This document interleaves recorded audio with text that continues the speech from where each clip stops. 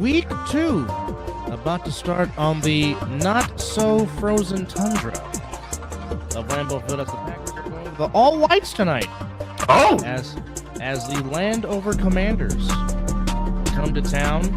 Of course, once upon a time, that was the side. I understand. You can argue with me on that one as well. But actually, truth be told, it was these two franchises that at the time, before the Rams and the Chiefs said home might be the Coliseum, the then Redskins and Packers was the highest scoring Monday night game in history, which I'm sure Chris remembers because me and Mizzle were just babies when it happened. So, man, why you got to rub that in? Because you probably watched the game on TV. You're probably right. Yeah, the Packers, the youngest team in the NFL, coming off a big win over the Lions, and the Commanders coming off a win over the Giants. So each team's one up in their divisions. As a hi, that's the Raider, that's the Cowboy, I'm the 49er. Welcome to Talking Ish Week 2. As two of us had a victory Monday, and one had a very inspiring performance. And then I'm still trying to understand how in the hell I know why it's the Bears being the Bears. Don't even question it. Well, I can question the Ravens blowing a 15-point lead. Good Lord. In Orchard Park when Derrick Henry put the church's money on the ground. Yeah. That started everything. But well, I'll tell you what, for an old stadium, I'll tell you what, Green Bay just does it right. Just with the way they have renovated Lambeau Field, because keep in mind, folks, Lambeau Field used to seat a little bit over 50,000. And just what they have done to it, adding the museum, obviously the Lombardi statue, all that. This is just a talk. Well, I mean, we might go into the game, so it could be a watch along for at least a half before I got to leave to go to work. Maybe. Now maybe you guys can help me out, but I will never understand wearing a suit and then wearing no socks in the shoes. I can understand slides and sandals. I get that because I do that. Oh, you're talking about dress shoes with no socks? Dress shoes with no socks. You can't get me on that. I'm sorry.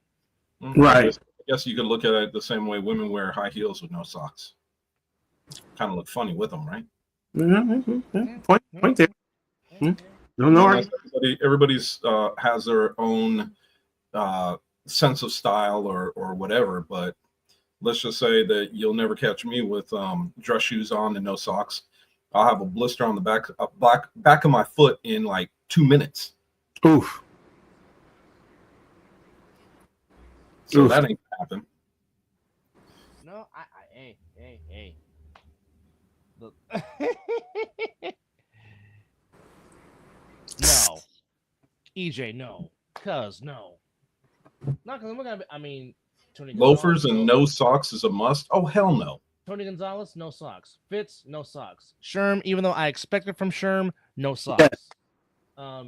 Even big Andrew Whitworth is not wearing socks, I don't think. Well, let's just put it this way: you don't want to be in the locker room afterwards when they take them shoes off. Oh, good Lord! Oh, yeah. No. EJ, I'm gonna seriously pray for you, cousin. I'm really gonna pray that the Lord opens up to where you need to put socks on. Because I'm sorry, if you have like LeBron James feet, no, I don't know. No, that's one of those times to just keep the shoes on, please. Yeah. No, like when you walk in and smell lasagna and you ain't in a friggin' restaurant or in the kitchen. If Garfield's not eating it, I don't want it. Yeah. Because Garfield loves lasagna. I'm just telling you. But interesting takes in week 1. I'm already dreading week 2 because my worst nightmare is about to come true. Yeah, no QB. Mac Jones. That good old Mac. Mac Jones. Make it Mac the knife. Mac Jones. Yeah. No wide receiver. I love you both, but you both can suck it right now, okay? All right? What's his name? Mac Jones. Who can't play quarterback, but that's okay because B-Rabbit has a hard on for him. Well, maybe he'll bring the best out of him. You know, Yeah, you never know. We'll see. I mean, all he has to do really is turn around and hand it off. Well, don't give it to him 31 times like B Rabbit did in Seattle. Like That you're was already trying to run the man down on the ground already. stupid. Stuff But happens. yes, Bro. well, by the way, folks, despite what Chris and Mizzle may think, everybody did very well in their picks. So You should be up by 2 games. Yes, I'm up 2 games on you, 3 on Chris because Chris has 1 less win. Chris went 12-3, Mizzle went 13-3, I went 15-1. As the Toon Lone Wolf picks, picking Didn't pan out. Inglewood and Santa Clara put me in the lead at the moment. But again, it's week to week. I can have a crappy week this week.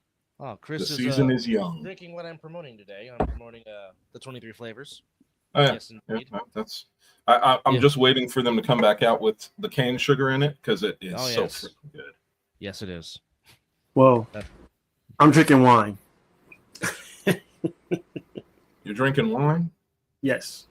Okay. All right. So I wish I was drinking something other than water or whatever, but it is what it is. I thought I brought my water down here. I guess I left it upstairs. all right. So some news coming up. Brock Bowers didn't practice, but they're hoping that he can go Monday night on the home opener He'll be out there. against Inglewood. As just mentioned, unfortunately, Mac Jones will be playing as Who? Pretty has a case of turf toe. He'll be out 2 to 5 Mac weeks. Jones. Who? Mac Jones. I'm not saying his name. I've already said it. Okay.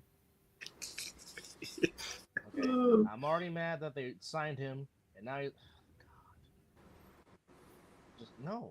Now, with that said, they should have enough to beat the Saints. But again, this is any given Sunday, and the Superdome is still a tough place to play in and win, so anything can happen. But I mean, golly, you don't know if Jennings is going to play. You're already out with George Kittle, so it's on Farrell and Tonjes to carry that mantle. I was kind of surprised to see the Jennings piece though, because I didn't see him go down last week.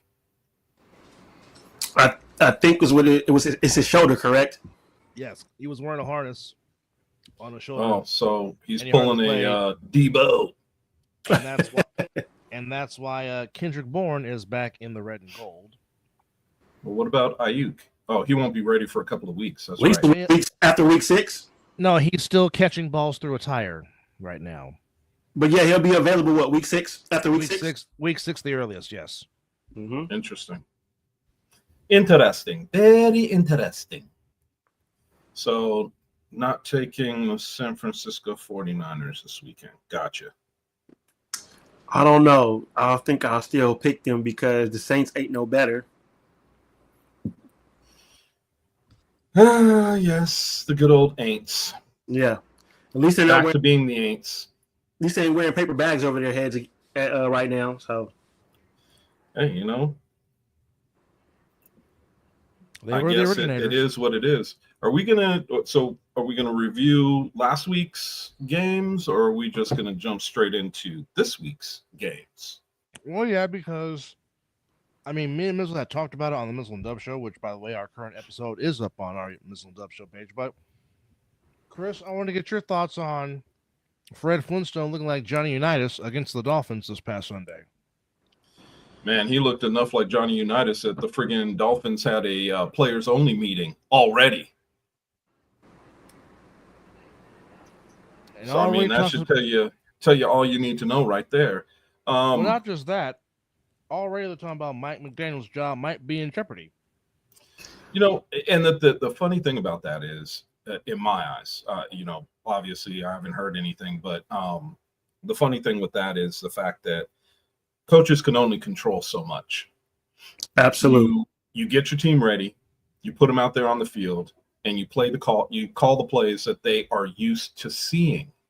So when you're in a situation like that, and your team isn't doing what they need to do, and by the way, I watched that a good portion. And Doug, you were here for part of it, but I watched a good portion of that Miami game, and Miami looked like they were playing in quicksand. It was during the headlights. Yeah, I mean, they looked slower. They looked like they were lethargic. They looked like they weren't ready to play. They looked like they were playing in their first preseason game. Yeah. They looked say again? They looked atrocious. They did. They did. They looked like they were a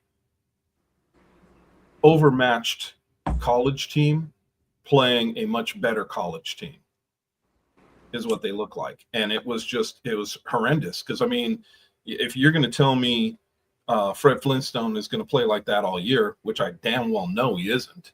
He'll be on Earth this week. He looked like Superman. And I have a feeling that this coming week, he's going to look like Superman falling back down to Earth. Yeah. Well, they're playing a very stout defense in the Denver Broncos in the Battle of the Horses. Yeah. This upcoming Sunday. Yeah. And so it's going to be very interesting to see him play, and it's going to be very interesting to see what he's going to be able to do. I think he's going to turn back into Danny Nichols. That's just my thought. I really do think that the Miami Dolphins have a very huge rock to crawl out from under. Oh yeah. And I really think that I wouldn't, if I'm looking at the team, the only question mark I have for the coach is, can you sit there and honestly say, I had my team ready to play? Right. Because you can say, if you say yes, then conversation's over. You got to go.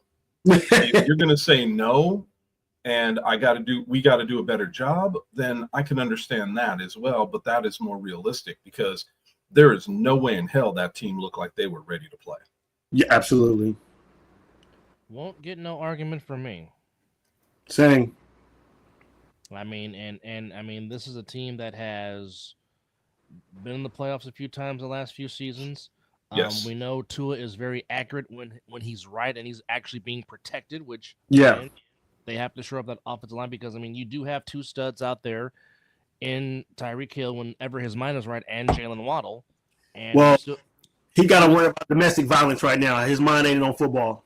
Well, he has nobody to blame but himself when it comes to that. That's Waddle all on him for being Tyreek Hill. Domestic violence thing going against him right now. Tyreek Hill's being a straight up jackass right now. Yeah. I mean, wasn't he in trouble with that when he was with Kansas City a couple years back? Absolutely. It wouldn't surprise me. Absolutely. And friggin' jackass commissioner let him off the hook. Yep. I mean, for shit that got Ezekiel Elliott suspended for 6 games, same type of shit, except more of a domestic violence charge than, showing a girl's boobs on a float. But it's like, come on, man, what are we talking about here? A whole bunch of nothing. Oh. Well, right now, yeah. But yeah, a whole bunch of nothing. But then again, what do I know? I don't know nothing. No, we know nothing at all. We just sit here and do a sports show. I just do podcasts with people. That's about it. That's about it. But I don't know football or how people are supposed to act. No, not at all. Don't know. Well, I mean, Well, I know me and Chris have played the sport. Dub, you are a historian of the sport. So, I mean, but what the fuck do we know? Nathan? Yeah.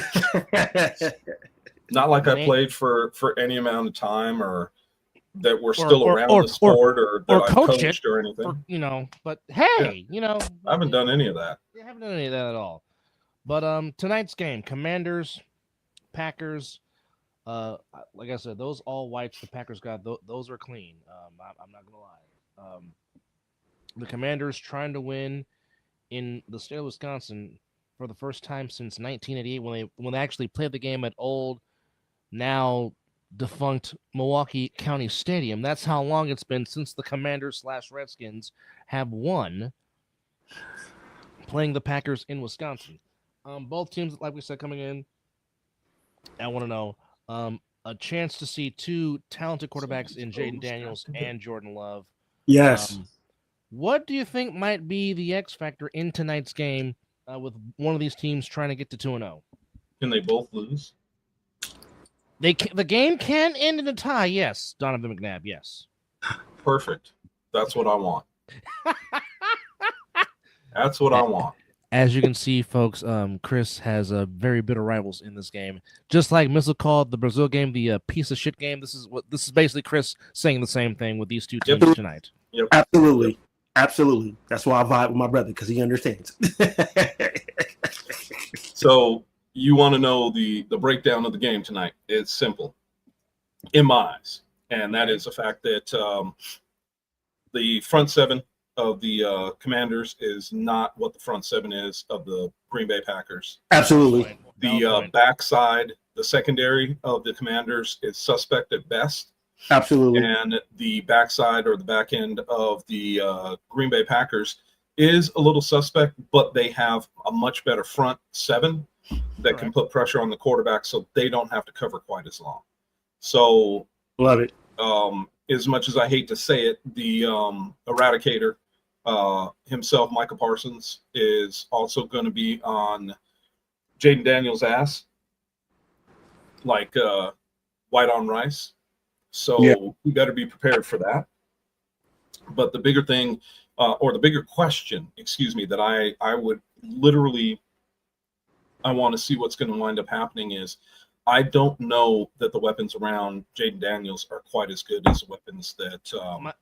And here's my question, because some Niner fans that like to troll. Yes, my own fan base likes to troll, and sometimes I got to get on them because that's all our fan bases. Let's just be honest. True, but I'm just, he got upset because he was like, "Well, Debo." I said, "Okay, that's one game. All it will take is one drop from him, and he'll go back to being Tyshawn Waycron Samuel." Look, but do you also see Debo finishing the whole year? No, that part. There's going to be his tissue injuries are like Anthony Davis, soft as Charmin.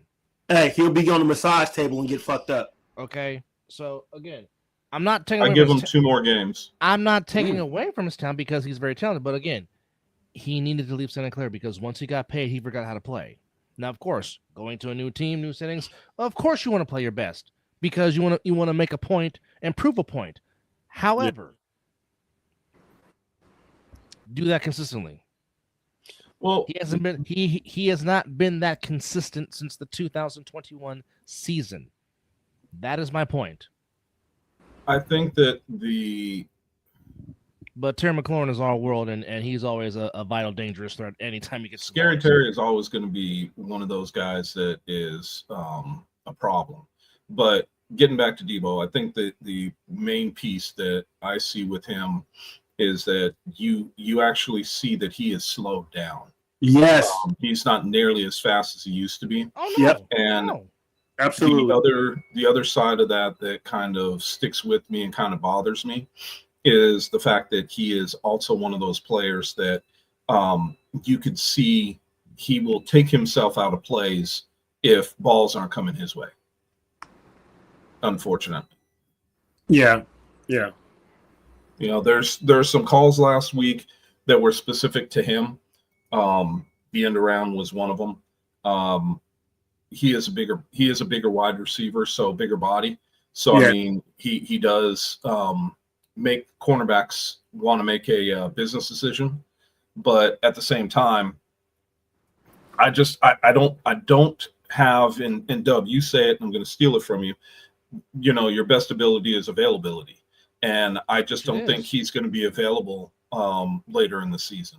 Well, not just that. Here has been his biggest problem, and it's the same thing I said with Ayuk in the Super Bowl. The problem was they could not get separation. Steve Spagnuolo purposely, by design, had one-on-one coverage to see, can you get separation from my guys? And they could not. They couldn't. And as I said, and some people in my fan base wanted to give them crap for drafting Ricky Pearsall where he was. And I said, look, Pearsall right now is a better route runner than Debo and Ayuk were their rookie years, and probably still a better route runner than both of them right now. And this is only technically it's his first full season because last season the young man went through a lot, and I'm happy he's back on the field, and he played a fantastic game That is a shame what happened to on him too. Sunday. But just the way he ran the routes, I mean, the route he ran when Purdy put that ball right in the breadbasket on the sideline, you couldn't do that. Neither could Debo. Am I over here giving that piece of shit organization credit? Hold on. Yes, Yeah, you might want to take a swig. There you go. Get that taste out your mouth. That was disgusting.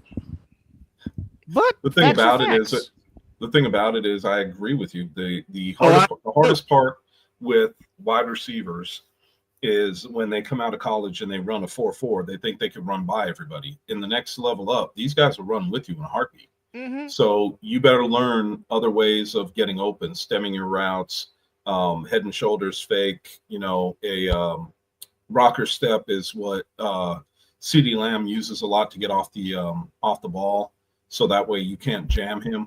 I mean, there's all kinds of things that you could do, but you have to be willing to master your craft in the off season, because you can't do it once the season starts. Habits are hard to break. Yeah. And ingraining habits in what you're trying to do is also very hard to break or add.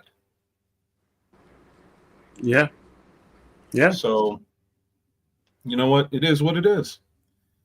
But so we I'm riding Packers.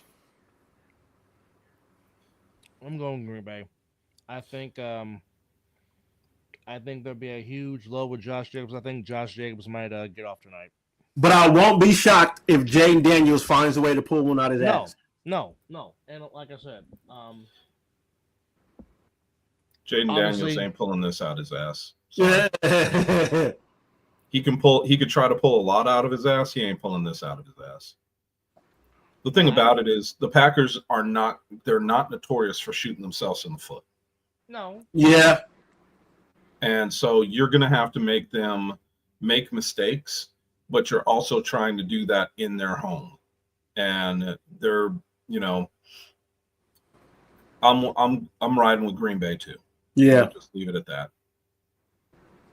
But again, like I said, I won't be shocked if Washington finds a way. I mean, I will be. I will be very shocked if Washington finds a way. I think Scary Terry can put this game out of hand if it goes that way. And that running back they got, I can't say his name. It's like 3 of them. Hold on. Yeah. That young man can play some good football. So let me ask you guys this. Okay.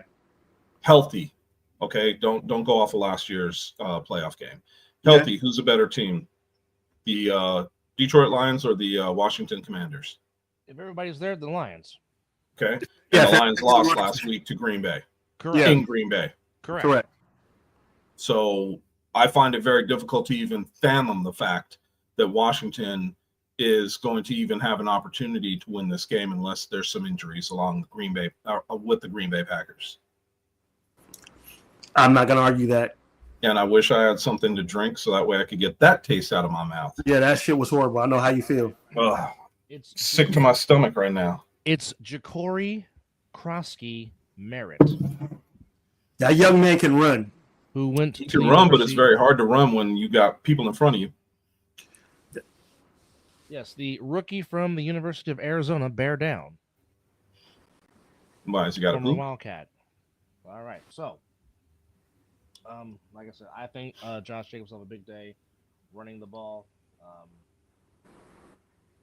I would like to see them get Matthew Golden more involved in the offense in the pass game, even though me too, since he's on my fantasy team.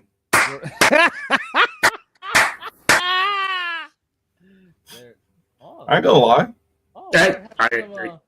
Some hot dogs. Some brats from Wisconsin. Yes, but you know what I also like about the Green Bay organization is they took care of one of their receivers that is injured and signed it and extended him. That's good faith. Normally when somebody gets hurt like that and they can't produce. Was that Dobbs that got the contract? No, Christian, the receiver. Oh yeah, Watkins from Christian Watkins. Yeah. Yes. Yeah, they locked him up next year, so they're basically still paying him this year, and they're going to pay him next year. That's how you take care of your players. Agreed. Mm. All right. Yeah, there's Well, other I teams guess- that have done the same. So I mean, they try to take care of their own Yep. when they can. Absolutely. There you go. All right. Well,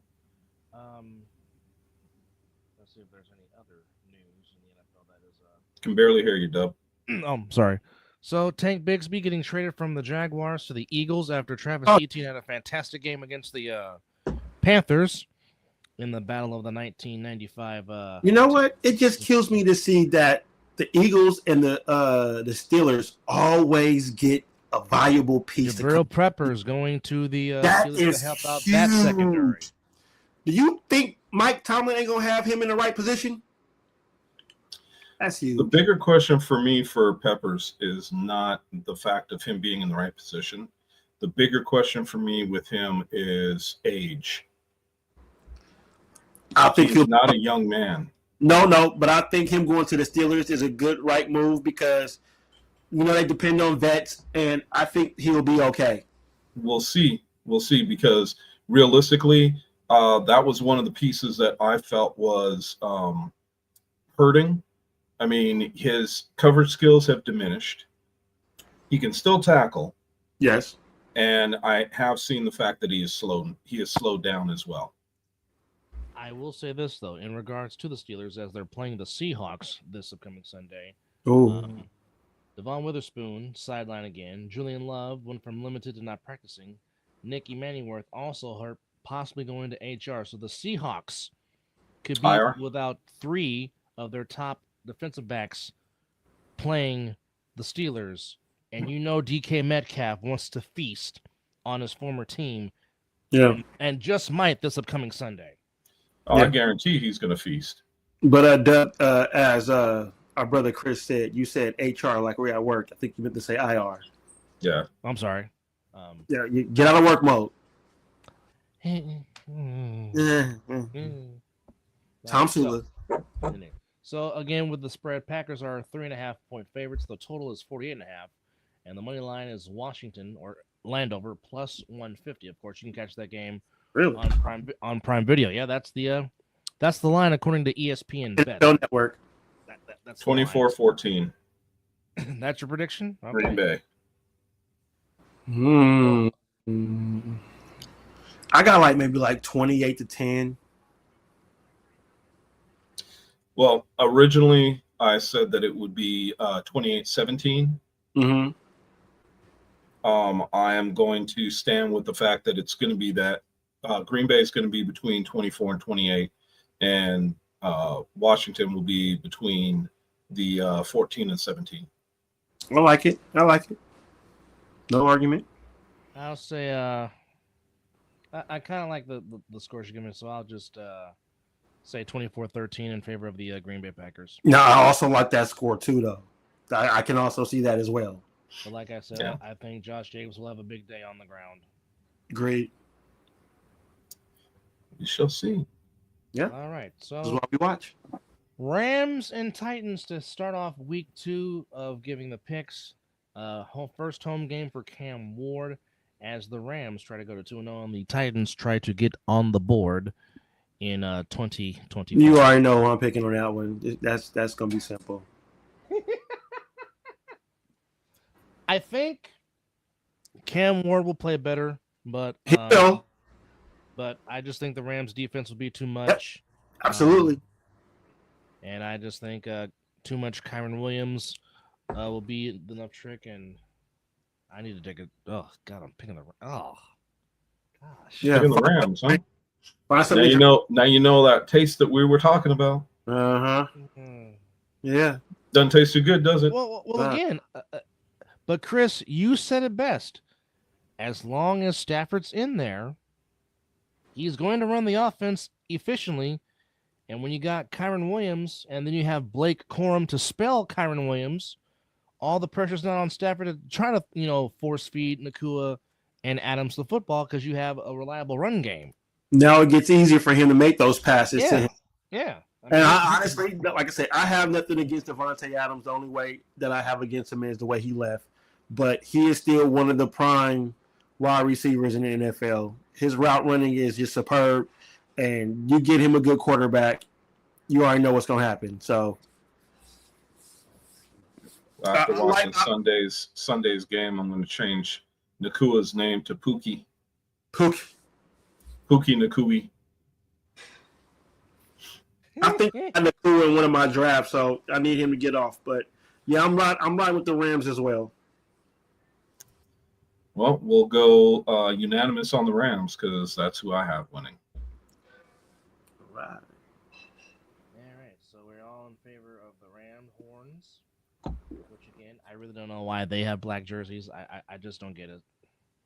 Bro, everybody deep down inside wants to be a part of the Raider Nation. It's just, except the Cowboys. I mean, I've never seen them rock a black jersey, but I've seen pretty much every other team in the league. But they don't. That's the point. They don't need to. Like, why do the Dolphins have a black jersey? They don't need it. No, they don't. No. Okay. No. Like I said, those Bills. The Chargers rocked the black jersey?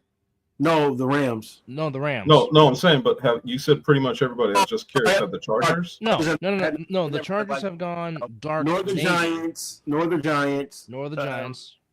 Kansas City either, right? No Kansas City. No Miami. Until this year.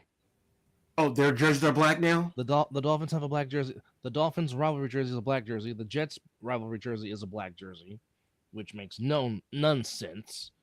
Like I say, certain teams just want to have a piece of the nation in them. I understand. It's okay. Did you say a piece of the nation in them? They want to be a part of the, with the black jersey. Oh, okay. I was you had me giggling. Everybody want to be a piece of the nation, bro. Here's your black jersey. Shut up. Well, remember, Al Davis fought the Tampa Bay Buccaneers for them having their black jersey and the pirate symbol. Yeah, well. Yeah, you'll have to ask me about this one day. But anyway, so we all go with the Rams. Yes. Okay. Battle of the Cats home opener for the Bengals, which, by the way, the Rams are 5.5-point favorites, and the total is 41.5. Money line is plus 210 for the Titans. But the Battle of the Cats in Cincinnati, Jaguars and Bengals, both teams coming off a win. Spread is the Bengals minus 3.5. Total is 48.5. Money line is Jacksonville plus 150. Dude, Cincinnati, isn't that the exact line for seriously, all jokes aside, isn't that the exact line for tonight's game? You're right. Yeah, yeah. Yes. The exact same line. You are correct. Wow. I was going to ask you, are you reading them? Seriously, I was going to say, are you reading Washington and Green Bay again? Hey, I'm looking at the ESPN app and looking at their bet odds. I'm like, well, damn. That is weird. Very I never thought I'd see things that's that much, that equal. I've never seen something that had two of the same kind of outcome. Well, I think the point spread, I think the total, the spread is Cincinnati favored by 3.5 too. And the 150 money line. I don't think I've ever seen everything match up. Yeah, I've never 150 for the Commanders, plus 150 for the Jags. Yeah, I've never seen that. None of that. But I was going to pick the Bengals regardless. Me too. I just think that you're going to get a lot of Jamar Chase, and then Higgins will show up, and they got a nice little running game. And I don't think the Jaguars' offensive line is going to stop Hendrickson. He might play a big factor on the defensive side of the ball. So, home opener for the Bengals, yeah. This will be the one time that the Bengals have started off pretty fast. So, which ain't good for them. Well, they've normally they need to start. They need to get their slow start because it always helps them how they finish. You're getting where I was going with that. It's almost like you want to see them start slow because they're fun to watch towards the end of the season. Yes. Now are they starting too fast and near the end of the season? You'll be like, absolutely. See, so that's not how you guys need to finish. We're feeling the same way because I'm like, man, they won that first game. I was hoping that they lose it. Not in our picks. They had to come back. They had to come back in that game. And remember what I said when you and I were talking about that game, because against Cleveland, I said, well, if there's going to be a one game that the Cleveland Browns could steal, You did say that. today would be the day. You did say They that. almost stole it. Absolutely. And they almost stole it. Well, because the Browns brown. That's what they did. The Browns were brownie. Absolutely. You know when somebody says I'm about to take the Browns to the Super Bowl, that's what they just did right there. Yeah. You know what? I've never been to the Super Bowl, but I'm sure if I go, I could take the Browns to the Super Bowl with me. Anyway, where were we? So yes, we're all riding on the Bengals to win this game, correct? Against the Jags. Yeah. Unless Dub put the lone wolf on.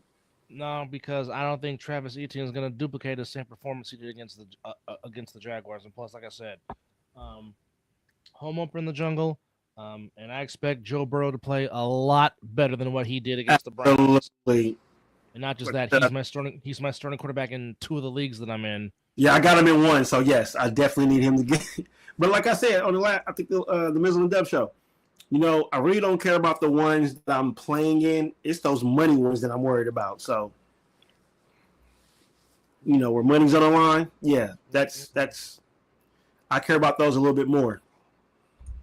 Oh, absolutely, but yeah, Yep. The orange and black of the cats in the jungle. God, I want to visit that stadium so bad one day. Not in the winter, but I would love to visit it. No, I'd go in the winter. That sounds like fun. And Lambeau Field is filling up. Cold weather? Yeah. Cold? Nah. I prefer cold weather over the heat. Nope. Give me my big parka and Mm-mm. some friggin' thermals under my pants. I'm good. Hey, what's the Shannon Sharp mean? Yeah. Hey, Well, too cold. in this case, it'll be. Hey, a good brother of ours wants to go to Orchard Park in the winter, and I said, "Fuck off." B, I love you. I'll watch you on TV go through the table of Bills Mafia. I'll be throwing snow. And he said he wanted to go out there with no shirt on. I said, "Yeah, you instantly you lost me." Mostly yellow snow is what I would be throwing, but it'd be snow nonetheless. He lost me when he said go out there in the winter. But he said we all need to take our shirts off while we out there. I was like, yeah, no. Don't eat the yellow snow. Chris will be throwing the yellow snow. So all of us are on Cincinnati, or Dub, you going with Jack? No, I'm going with Cincinnati. Okay. I just think Joe Burrow will bounce back and he will torch the Jacksonville Jags secondary. Yeah. T. Higgins better step the fuck up. But anyway, this is not Burrow's, that I have him on my team. This is Burrow's bounce back, come to Jesus game. This upcoming week with the Jags. All right. The battle of the Browns and the original Browns and Ravens. Home opener for the Ravens. Should we say a prayer for the Cleveland Browns right now? Say you don't even have to ask me who I'm picking. I around the board we're picking the Ravens to win that one. So move on to the next. I'm taking the Cleveland Ravens.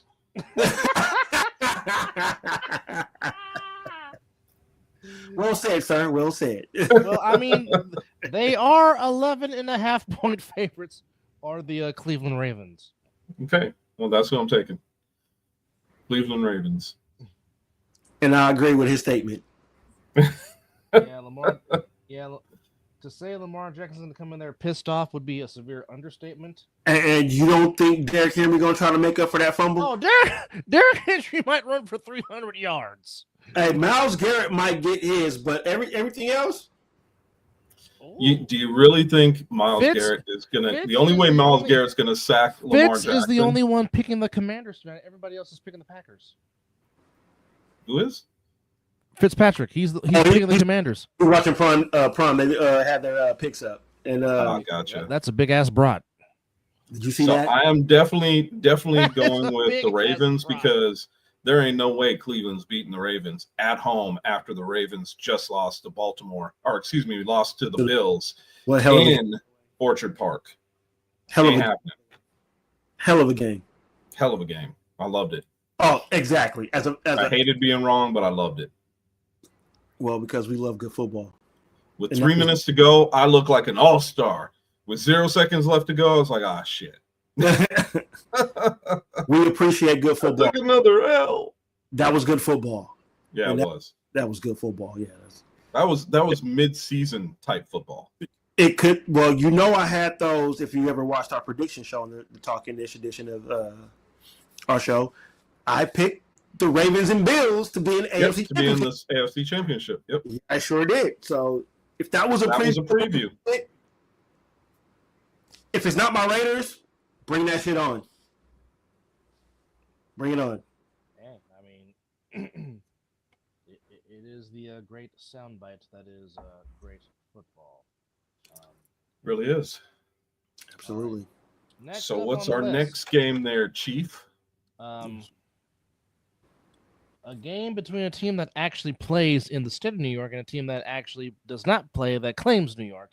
Of course, we're talking about the Orchard Park Bills in East Rutherford taking on the Jets in East Rutherford, which, by the way, the Bills are minus 6.5. Total is 46.5. Money line, the Jets are plus 250. So am I wrong, even though the way the Jets played against Mike Tomlin, who we always say never go against him, but they look good, but I still think the wagons are going to circle around East Rutherford, and I'm going to go with the Bills on this one. Even though the Jets look decent. I mean, that's to go up against the Steelers and Mike Tomlin like that, go toe-to-toe. But again, it's week 1. Everybody's still in preseason mode, but I think the Bills would be too much for the Jets. So I'm taking Marshawn Lynch and Sheep. Bro, Marshawn is just a great for this I one. will take I'm going to take Buffalo. For one of the bigger reasons, I don't think that Aaron Rodgers was anything but a still target for the Jets, and Josh Allen is anything but. So, and I see holes in the Jets' defense that I think Buffalo is going to be able to take advantage of. So I'm going with Buffalo. Like it. Bills Mafia. Plunder. Lots of plunder. Lots of plunder. Interesting Not jumping matchup on of any two tables. winless teams. Oh, Patriots and the Dolphins, home opener for the Dolphins. And even with all the Shit. crap that went on, Miami is still a 1.5 point favorite. The total is 42.5. hold on. Money line is New England plus 105. That's some setup shit right there. Wait, a home team only favored by how much? 1.5 points. See, that's some setup shit right there. Well, that's Vegas for you. That's Vegas for you. So, in reality, I have no qualms with saying it, and I could show you guys because I'm not kidding. You can see right here where on my picks I've actually picked the. Oh, you can't see it because it's blocking it out. That's interesting. Yeah, so you're because you're in the background. I actually picked on my pick'em. I actually picked New England to win. Do I truly believe that they can win? Yes. Do I truly believe they're going to win? Not really. I think Miami, after having that players only meeting, I'm sure they had a come to Jesus meeting, and I think that they will probably pull it out. They've got more weapons, bottom line. And I think I just talked myself into changing it, so I did. I went with Miami.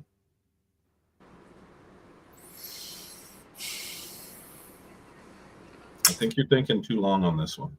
No. I'm just trying to find the right word to say for the team that I'm picking. Okay. And I am actually going to ride with the Patriots on this one. Okay. Hate to say it, but I just think the defense will be good enough to withstand whatever the Dolphins try to do. And I think Mac Jones got a little salty, and he gonna come out and play. I'm not Mac Jones. Excuse Drake me. May. Hey, excuse me. Yeah. See, I don't know. I'm trying. Yeah, I saw the logo again in the background. I just instantly thought about Mac Jones. My bad. But I think Drake May and that wide receiver booty, because They got a good connection going. I think Stephon Diggs will be featured a little bit more. So yeah, and plus I need to catch up to Baldy. So Baldy down there. Okay, well, I'm picking the Patriots. I was kind of laughing when you said Baldy. I was going to say which one, but The instant that I said it, I looked up. I'm like, oh shit. Let me clarify that. Let me preface. Not the one to my right. He's some of the one that has no hair, as opposed to you still having hair. Yes. I think more importantly than that for me, I just think if I can find it, let's go there. Let's go here. Get your shit together. No, I just think I think the Patriots, if they balance Stevenson and Henderson in the running game, yes, and limit possessions for Miami, I think the Patriots stand a very good chance because, I mean, again, as much as I don't like the Patriots. I don't like their asses either. But I do think Drake May is the future of that team. He definitely is. Definitely has shown the talent. So with all that said, you're taking the Patriots? Unfortunately, because I Lone Wolf. I can't trust Tua right now. There it is. Yeah, he looked horrible. He did. Horrible. But my question to both of you, since you've already picked, my question to both of you is simple. Very, very simple. And I would love to hear this, but when have you seen, except when Tua was injured or had the concussions, when was the last time you see him with 2 bad games back to back? Good point. Valid point. Valid. I can't think of that. Would it surprise me if he had a bounce back game? No. But I think there's a lot more within the Dolphins that we possibly don't know about. Yeah, there's some stuff. I think so too, but you gotta understand, the one thing that is undeniable: the players love their coach. They do. They love Mike McDaniel. They've come out and said it. They do. And anytime that you have a players only meeting, 9 times out of 10, it's because the coach's job was threatened, and they want to put it all on the line for the coach. So that's the reason I'm going with Miami. Oh, hey, there's nothing wrong with that. I just think that's going to bite them in the ass because they're going to be trying too hard instead of just playing the game. Well, it's not a matter of trying too hard. What it is it's just a matter of overcoming all the shit that they went through last weekend against the Colts. Absolutely. And they are playing at home, which is often sleeping in your own bed the night before a game is also going to help you out. It is also the fact that I'm sure that they're game planning with I think that the biggest or the softest spot with the Patriots is their secondary. And I think Tyreek Hill could wind up having a field day with them. If he's in the right mind frame. Well, I think that he will be. Excuse me. That came out of nowhere.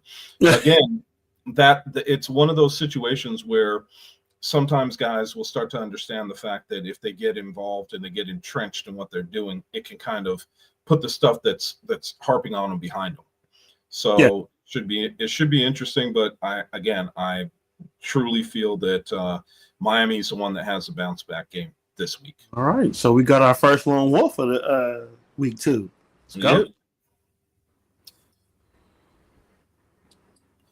No, I was just reading a comment, which is quite interesting. And I have I kind of agree with the point that was being made, but I won't talk about that. Home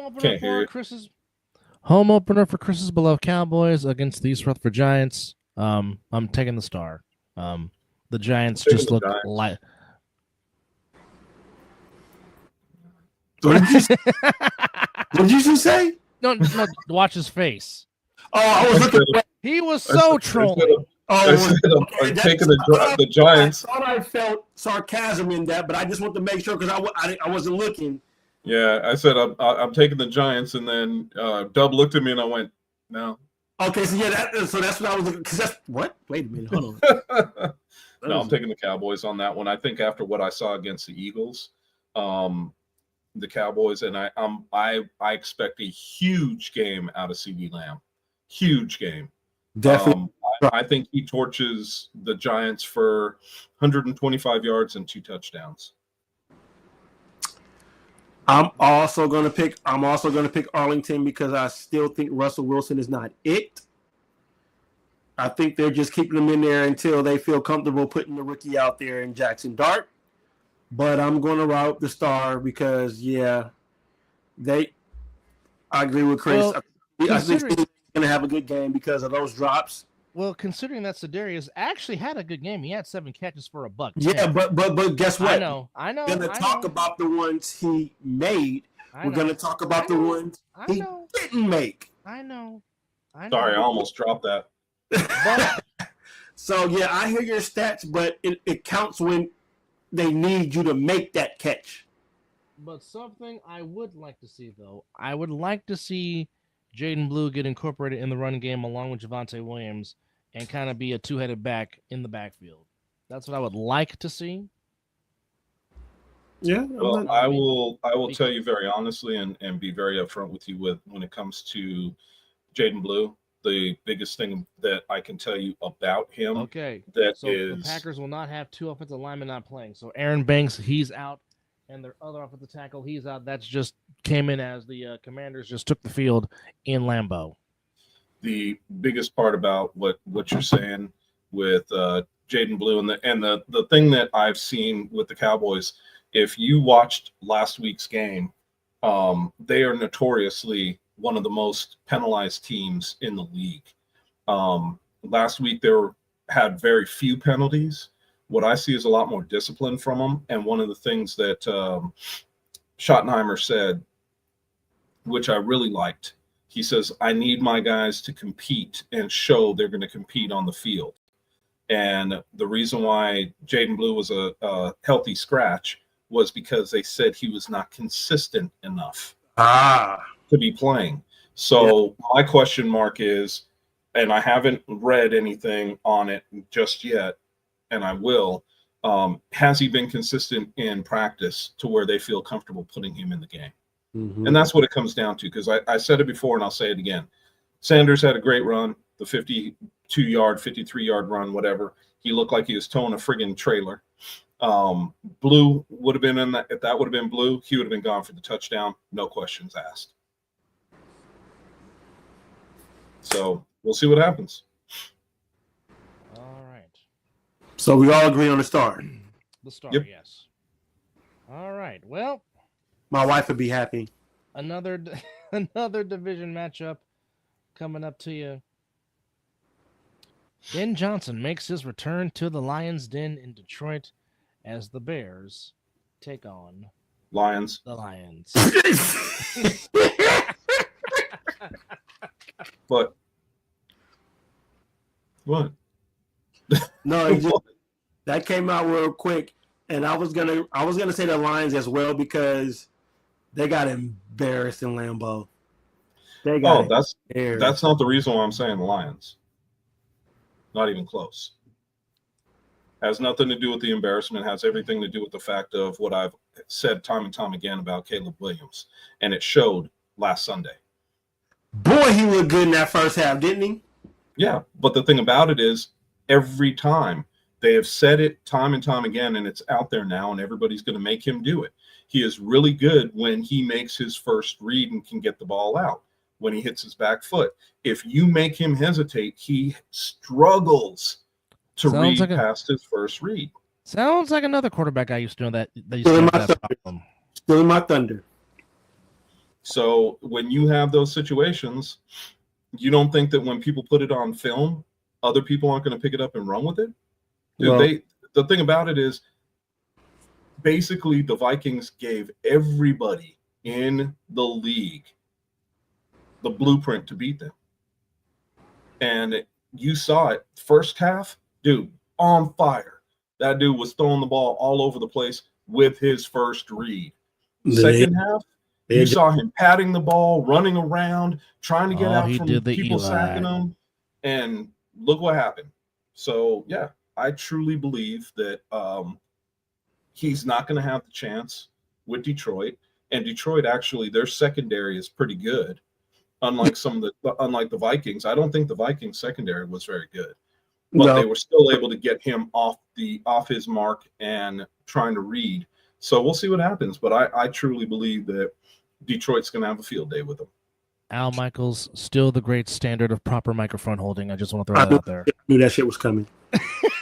I knew that shit was coming. It's because he holds it like a penis. Leave Al alone. He holds it dainty, like he doesn't want to hurt it. Well, I mean, the microphone is his friend. It is his tool. Mm-hmm. You know, you're digging that even deeper. Chris, stop it. I'm over here dying because I'm like, stop it. Stop You're it, digging Chris. that even deeper. No, I'm not telling Chris to stop. I'm telling you to stop it because you keep digging that grave, bro. Leave Al Michaels alone. And see, yet again. Digging it deeper. Doug, show me how you're holding that microphone. Oh, Lord. No, I am not going to do that. No. Steelers and Seahawks home opener for the Steelers. Steelers coming in 3.5-point favorites. Total 39.5. You know my mom. Money line is plus 140. I'm sticking to it. DK Metcalf is going to feast and feast big. I'm sticking to it this week. I'm going with the model. He's going with. If you ever watched the Mizzle and Dub show or down tuning into talking this, since we've been talking about football a lot, you know the motto. You don't go against Mike Tomlin. And this week, I'm not going against Mike Tomlin. Steelers. Yeah. Which pains Chris to say. Which pains Chris to say. No, it doesn't. I'm okay saying Steelers. Doesn't pain me at all. Yeah, not a division. They're not in my division, and I actually respect the Steelers. Oh, hey, brother! I actually wanted Mike Tomlin as my head coach. That is a nice Superman shirt that you got on. Oh, thank you. I just noticed that. Yeah. Double X's seem to fit, so I wear them when I can. Absolutely. So, but anyway, Steelers. Yeah, move us along. I was writing down some stuff. Hold on. Hey, don't make me ninja kick the rabbit. You know what? Pork rind. Battle of the Horses. The John Elways taking on the Indianapolis Colts in the big oil field. Broncos. And here's interesting. Denver is only a 1.5-point favorite. Broncos. Total is 43.5, and the money line is Indianapolis even. Well, the thing about it is you got home teams get 3 points no matter what, so you might as well say that the Broncos are favored by 4. No, the Colts are the home team. I know. That's why I'm saying you might as well say the Broncos are favored by 4. Oh, okay. Well, Broncos. I'm running the Broncos defense because that defense is very, very good. Yeah, I was just going to say that Danny Nichols, as a brother would say, will be brought down to reality because he will be actually playing a good defense. And yeah, as much as I pain to say it, and I'm out of what I need to rinse them out. Can I just say this? Go ahead. Nichols throws 1 touchdown. Unfortunately, it will be to Patrick Surtain Jr. I won't be shocked. That won't be shocking. It won't be shocking at all. So, yeah, I'm riding with the John Elways and the Walmarts. Broncos.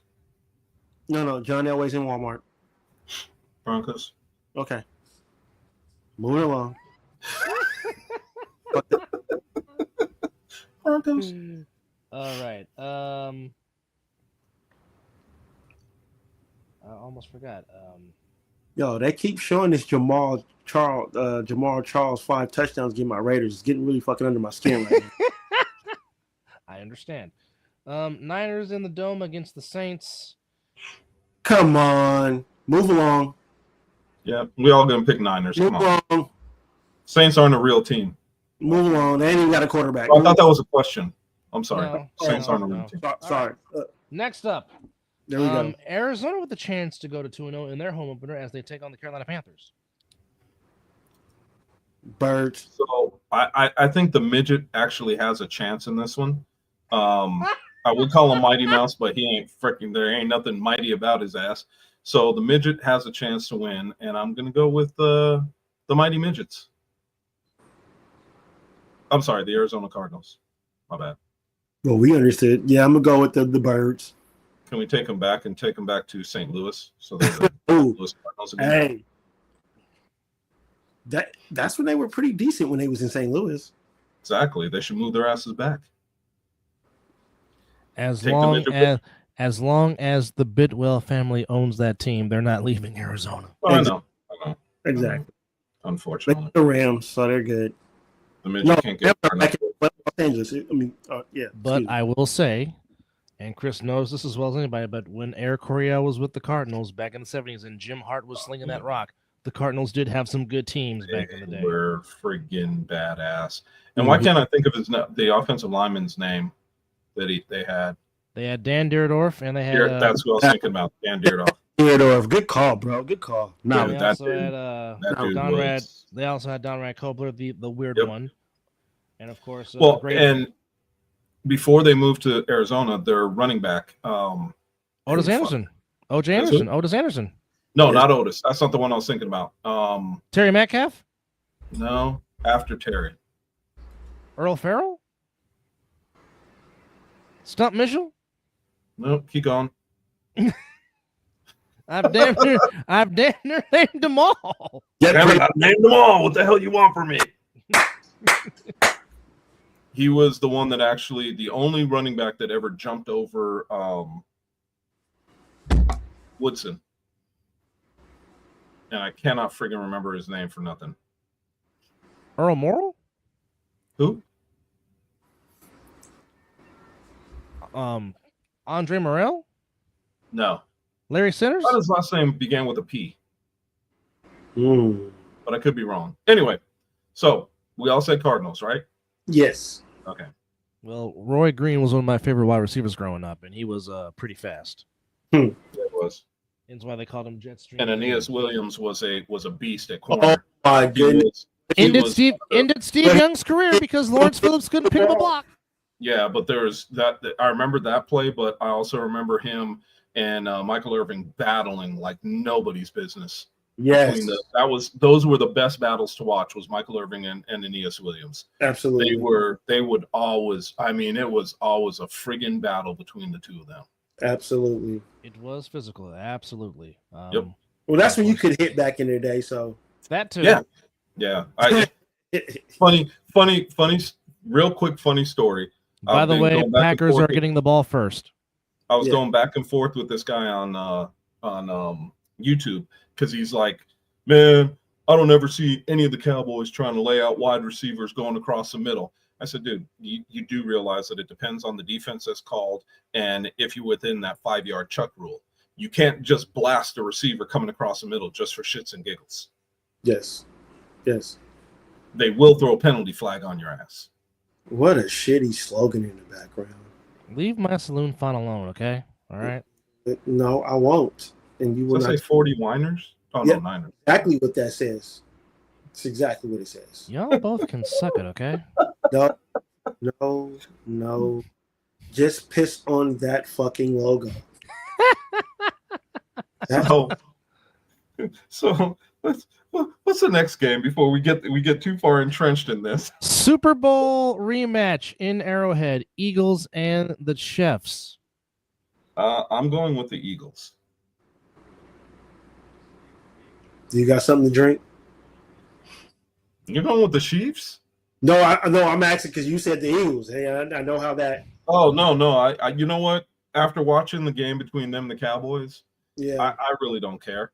I really don't. I know the Cowboys will have their number later this year when they play in Dallas. Yes. After watching that game, as long as everybody's healthy, the Cowboys got that game. Jacobs gets the 35-yard line as the Packers are on their first possession on Thursday night. So before I make my pick again, fuck your team in the background. But I'm going to pick the Eagles as well because fuck the Chiefs. Fuck the Chiefs. Fuck the Chiefs. That was a lot of passion. Yeah. I think it's fuck the Chiefs. Yeah. I don't know. I'm just saying. I would like them to go 0-2 because foreshadowing, we already know who I'm picking on Monday night. So there it is. Who is up next there, Mr. Dubbers? We have in the next game, as we're on the late night or Sunday night slate, we have the Falcons and the Vikings at the big cruise ship that is U.S. Bank Stadium. Ooh, home opener for the Vikings after that win. Ooh. Yes. Vikings. Mm. Vikings have a better defense. Tampa Bay should have that game shouldn't have been close, but I understand they were playing in Atlanta, so I'm going with Tampa Bay. Just kidding. I'm going with the Vikings. And absolutely, the Falcons should have won that game. Mm-hmm. If you ask me. So I agree. First down, Packers. I am also gonna ride with Skull. Yeah. And I gotta. Let's see. How many games do we have left to call? The only reason I'm asking is I got a hard stop at 5:30. 2. Let's Cool. get it. Let's get it. All right. So everyone is on the Purple People Eaters. Monday night doubleheader. First game, Texans, Buccaneers. And Are they playing in Texas? That game is in Houston, Tejas, and even though the Texans are on 1, they're giving them 2.5-point favorites. Even though the money line is plus Tampa Bay 115, I'm riding with the pirate ship, the pewter. Miz? I'm gonna ride with Reagan. I am going to go with the Texans. Oh, he's going to lone wolf it again. Give us our second lone wolf. Give it to us. Yeah, I would like to, but I'm afraid that I'll start coughing. Understand. So Well, I'll just go ooh and leave it at that. No, that was good enough. Good enough. Yeah, my allergies are starting to kick in. So is my wife's. Crazy. Mine ain't hit yet, but I know it's coming. Oh, I can feel it. As soon as we're done here, I'm going to go down and take an allergy pill, so that way I don't have to sit there and wipe my eyes the whole time I'm watching the game. Oh, that's a little bit of holding there, referee. All right, and we already know who Mizzle's picking for the nightcap. Home opener for the Raiders as the Raiders and Chargers get it on. Of course, longtime AFL rivals. Yada yada yada. I must admit, Chargers looked really good against Kansas City. They did. But my question mark is, can the Chargers hold up against, because Kansas City doesn't really have a great run offense. Whereas, dude, Genty, come on. So yeah. I am going with the Raiders. I'm just gonna say this, and you basically know who I'm picking. Pete Carroll is still Jim Harbaugh's daddy. Yep. Who's your daddy? Who's your daddy? Well, gents, I am going to jump just because I want to get some stuff done before the wife gets home. Yes, sir. I appreciate y'all. I will see you guys. Let's talk on Sunday. I'm sure that I'll be talking to both of you off and on or texting with you. You Absolutely. Guys have a great weekend. You too, brother. And since we all picked them, let's hope the Packers win tonight. Absolutely. All right, fellas. I'll talk to you. Oh, Wicks, you got to make that catch. Yeah, that's right there. Absolutely. That is definitely right there. Let's see. Let's look at the replay here. Oh, that's just a straight go route. Oh, keep running. Yeah. Keep running. You don't have to keep. Just keep running. Yes. Run through it. Yeah. That's what they teach you. That's what they teach you when you play wide receiver. Run through it. Don't always jump or leap. Yeah. Run to the ball. Yeah. Run to the ball. Because if he had jumping, if he'd have ran through it, that's a false start. They missed that. Good throw. Good tackle. Catch by Dobbs. Hey, sir, what you want to do? You want to wrap it up so you can get ready for work, or you good for a little bit? I mean, we could keep you here for another 30 minutes. I mean, I'm not gonna leave home for another hour. Sounds good to me. I'm letting you know I'm about to eat some tacos. Hey, ooh, tacos. I just got through eating a sandwich, so I'm good. Love back to throw. Pressure coming. Flag down. Might be holding. Going deep. Oh, what a catch! Touchdown! They called. If it's not on the Packers, but he's hurt. Yeah, Reed is hurt. He's hurt. Reed is hurt. Oh, no touchdown though. Nope, it's coming back. He held on to that ball though. That he did. I think he fell on the ball. Yeah, might have the wind knocked out of him. Let's see. Mekhi Becton called for the hold. Let's see.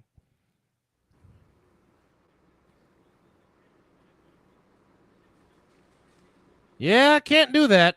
Yeah, that's that. Damn, in the neck too. Yeah, can't do that. Yeah, that is definitely a hold. Man, almost tried to put the sleeper hold on him. You're right. Oh, that's just a great catch. That was a great catch.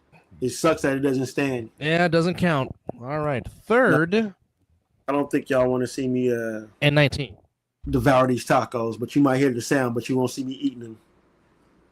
I won't do that to you. All right. Third down and 19, 11:09 to go. Opening period. Of course, the Packers in their all whites. Clean. Very clean. I think he just got the wind knocked out of him. Oh, it could be his shoulder, though. Yeah. Reed last season led the team in receptions and receiving yards, had 6 touchdown receptions.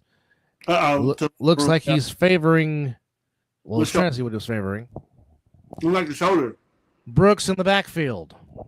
Third and 19. They need to get to the 30 for a first down. Ball at the 49-yard line. Love to put it up. No, that's not pass. That's not gonna do it. I don't know, but it does put him in field goal range. Yeah, he got some good yardage. Yeah, he's about 2 yards shy. Oh, they're gonna go for it. Why not? Try to get him outside. 4th and 3. Well, they got plenty of time on the play clock. They got to get to the 3 for a first down. Oh, I did a bootleg or a rollout. Straight drop. Quick snap. Uh-oh. Got him. Oh, great defensive play by Amos. Yeah. The former Packer. He should have put that in the back of the end zone. Yeah. He had him beat. He had a step. So the Commanders' defense holds. Yeah, the minute he settled it gave Amos a chance. Mm-hmm. And again, I'm not saying this like I don't, but if he could put a little more into that and put in the back of the end zone, I think that would have been 6. If he would have got rid of it right away, instead of winning just a split second, possibly that could be a touchdown. Okay.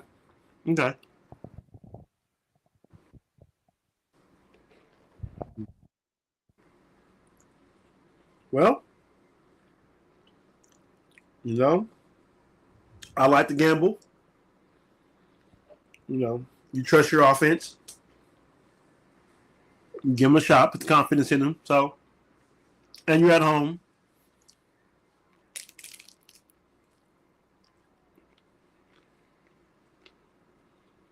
How you feel about it? There you go. Now that's a better background. No, well, that too. Uh-oh. Damn. Well, sorry if you're still watching. We lost my brother. I would be on screen, but I'm back here eating tacos. But we're sitting here watching the Commanders and the Packers. Packers just went on 4th down. They didn't convert. So Jaden Daniels will get his first shot at the defense.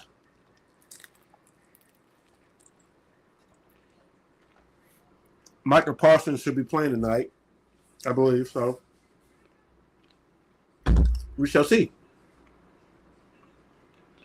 Again, don't know what happened to my co-host. Well,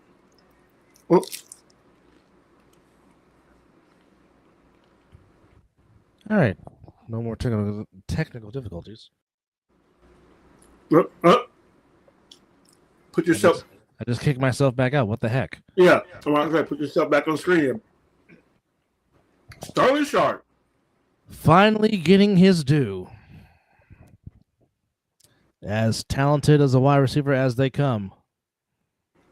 Finally getting his just due, getting his gold jacket and his bust in Canton. He should have got a Super Bowl ring. He would have. And they are going to unveil his name in the Packers Wall of Fame at halftime here tonight.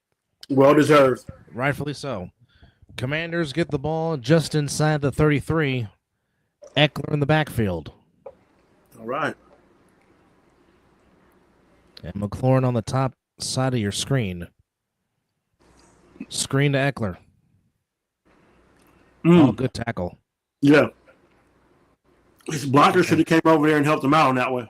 Yeah. Uh-oh. Oh. LaFleur getting in. LaFleur is digging in. Some passion. That definitely some passion. All right, 2nd down and 7 after the gain of 3. Mm-hmm.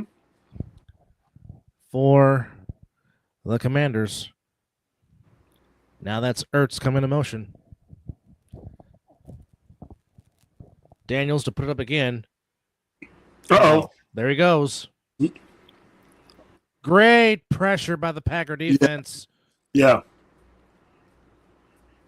Micah Parsons was involved. Big number 95. Through a double team, nonetheless. Getting through to apply pressure and changing Daniels' direction. Yeah.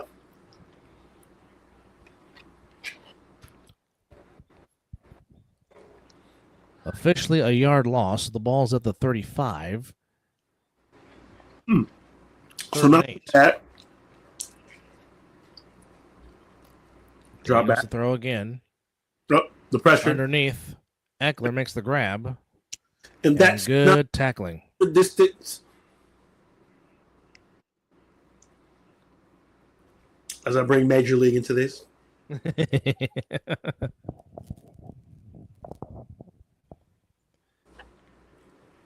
Yep. Dancing with. Drawing the double team, but Parsons still finds a way to get through. That's what he does. As old division rivals, renew acquaintances. Hello, how are you? I cannot believe Cowboys did that, bro. Hey, what more can you say? I don't know. Here's the punt. I don't know. Good punt. Maxim. Oh, great tackle. Tackle, yeah. Oh, that might be 15. Yeah. That shit. Oh, they didn't throw the flag. Wow. Really excessive. They did throw the flag. Okay. Yeah. I was going to say, come on now. That was excessive. Yeah. You made a good tackle. You made a good tackle. Get off the field. Yeah. He should have threw his leg. Yeah, never should have slammed him after you made the tackle. So now it goes from the damn 1 yard line. Is 1 or 2? We'll check the flag here. Wait, are they picking it up? Let's see. All right, good tackle. Bam. All right. Yeah, that's 15. They picked up the flag? Really? Oh, okay. Hey, well, all right. All right. Okay. That looked like 15 to me. Well, again, if the whistle was any other people or any other game, they're throwing the flag on that. Yo, if that's my Raiders, bro, that's 15. That's instant 15.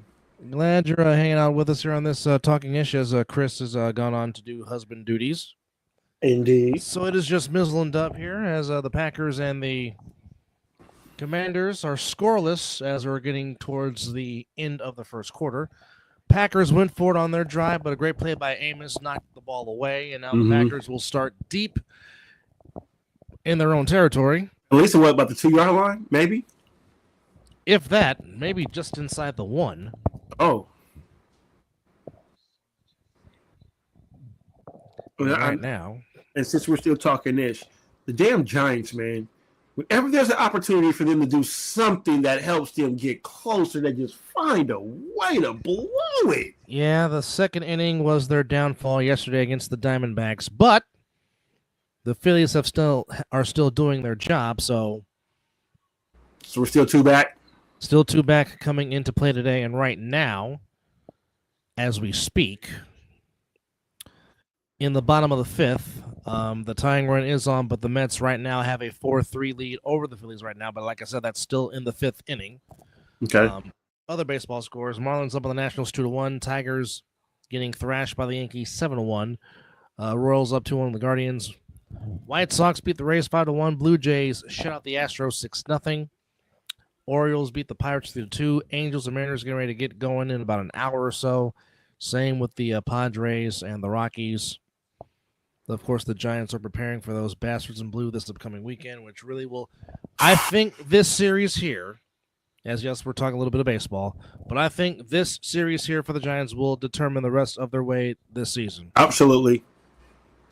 Is it a 3-game series? It is a 3-game series starting tomorrow. 2 out of 3 would not be bad. No, if the Giants can win the series, sweep will be beautiful. Oh yes, absolutely. Okay, so the ball's at the 4-yard line for the Packers.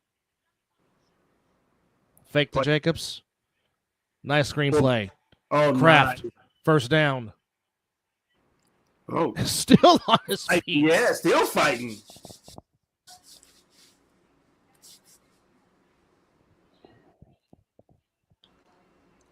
You were right. His shoulder. Yeah. You were correct. Mm-hmm. Oh, it's hanging. Yeah, if he's doing that. Yeah, it's hanging. Yeah, I know that feeling. Yeah, if he's doing that, he might not come back. I know that feeling. Boy, your mom had to take me to the hospital. I didn't even notice it, but she was like, you holding your shoulder and your arm a little close. I was like, oh, yeah, that was a separation. So, yeah, that might be a separation. Jacobs to the 24-yard line. Gets a gain of 5 yards. That's a good run. Sets up 2nd and 5. Well, I mean, he's always been a very good inside runner. Absolutely. He is not afraid to get the tough yardage.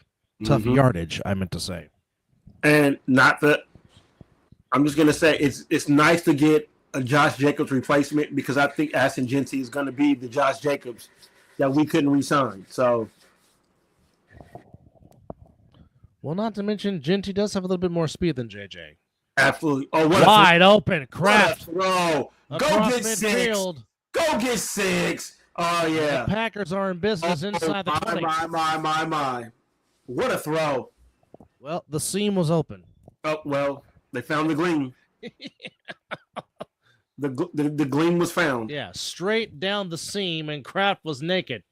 Yeah. Oh yeah. Oh, both. Hey, the other tight end took on the he was becoming open, but Kraft had a whole bunch of daylight ahead of him. Great read right there. Great read, and Love puts it right on the money. Sure. Yeah. Love 6 of 8 for $113. Packers at the 20. Delayed give to JJ, and gets back to the line of scrimmage. Good defense.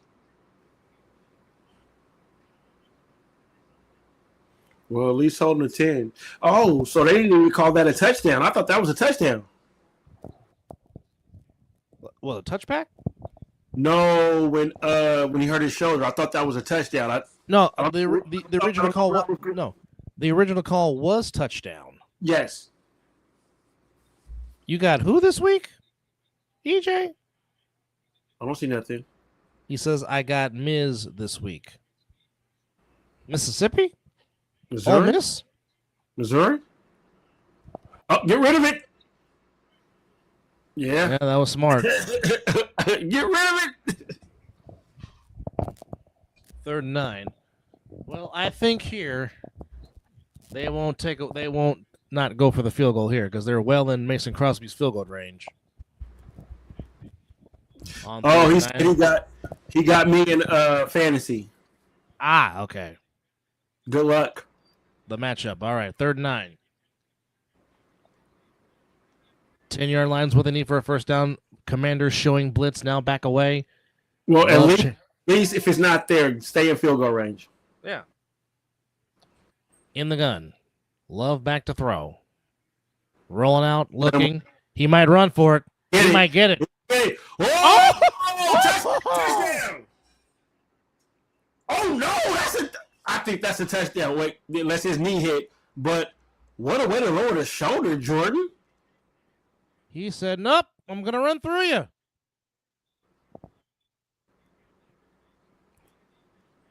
Went through his progressions, took off. Yeah, he wanted 6. Hello. Okay, no, he was clearly down. He's at the 5. He's at the 5-yard line. Wow. I thought that pylon was a touchdown. My bad. But good way to get first down. I'll say this: number 4 for the Commanders was trying to do bad things. Oh yeah, he had bad intentions. He had bad intentions, but my goodness! All right, Jordan Love. Oh, Mr. Amos. No soup for you.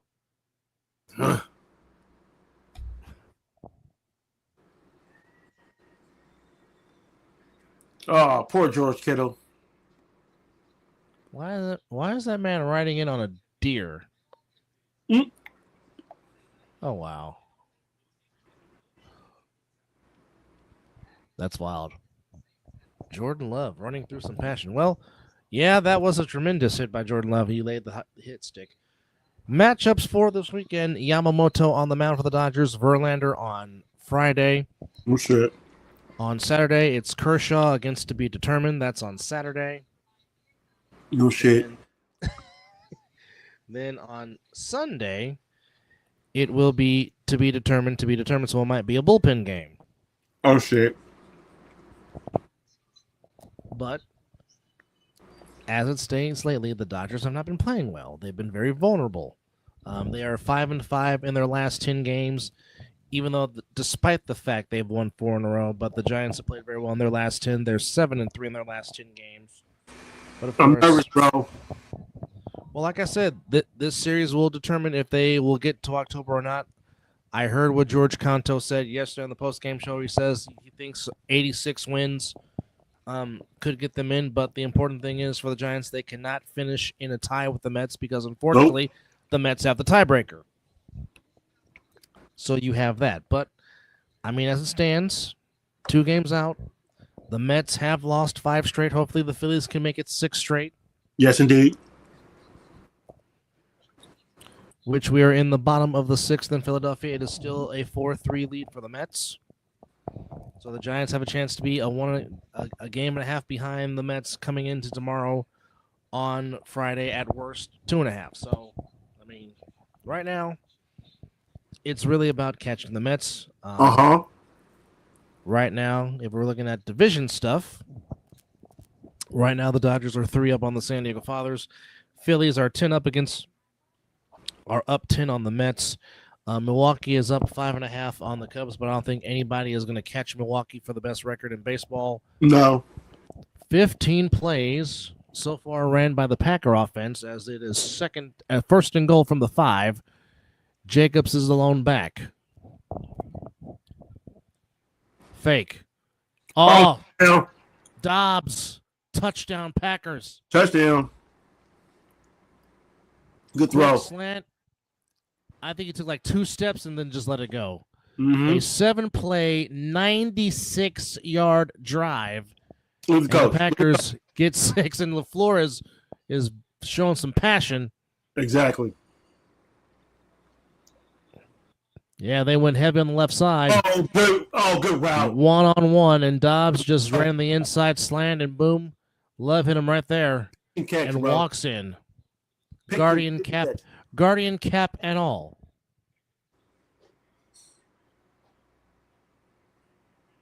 I want to visit that stadium so bad. Go during the summer, not during the winter.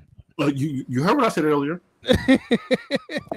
No, I really would like to visit the museum and just see all their history. That too. In the East, the Blue Jays are still up 3.5 on the Yankees in the East, and 3.5 up on the Red Sox. In the Central, looks like all but Detroit's for the taking as they're up 9.5 on the Guardians, 10 on the Royals. And the Astros, depending on what happens tonight in Anaheim, if the Mariners win, we could have a first-place tie in the AL West with the Astros and the Mariners. And Bochy's Rangers only 2 games out in the American League West. Don't let Big Don't let Bochy get in. Yeah.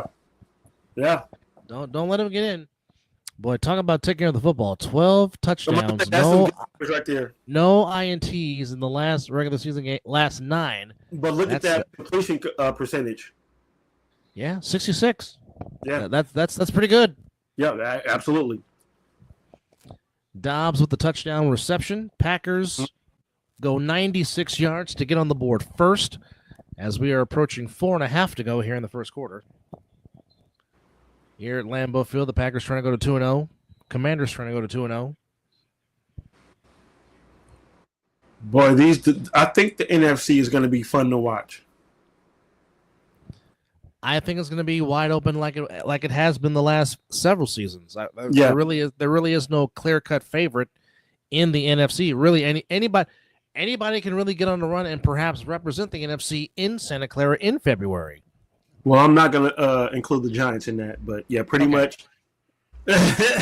That's one team you can throw in there, and the Bears. But I mean, and New Orleans. But I mean, mainly everybody else. It's open. It's open. Yeah. There's Micah Parsons awaiting for his next assignment on passing situations. 1st and 10. Commanders now trailing 7-0. Eckler in the backfield, 2 wide. Pistol formation. And Ertz the tight. Still weird seeing Ertz wearing the Commander colors. Yeah. Eckler give. Oh no, we ain't doing that. With the thumbs down. Van Winters or Van S says, "Hi, how are you?" Hey, I think if Zelly would have did something like that, you know what we would have got? A yeet. Yeet. Yes. Oh, just straight out the gap. Oh, okay. It's not like putting no pressure on Max Crosby. So just a straight through hole. So we lost a yard. 2nd and 11. Debo in motion. Give back to Eckler. Eckler. Oh no, this Packers run defense is pretty stout. And here comes Mr. Parsons. Yep. Passing situation. Yeah, when you're doing that, when you're doing something to mention your name with Reggie White, that you're doing something. Absolutely. I think by next year, bro, when he gets fully healthy, because we know he's not healthy right now. No. But when he has that offseason to be fully healthy and recover. 3rd and 7. I can see him and Hutchinson having a run for the money for the Defensive Player of the Year. Oh, yeah. Absolutely. Oh, that was too short. Caught Eckler. Oh, short. A yard short. Short. But a flag comes down, a late flag. Uh-oh. Do we got holding on the Packers? Dan Quinn. 5. Oh, we got. Illegal hands to the face on the Commanders. Landover. Let's see here. Nice stunt.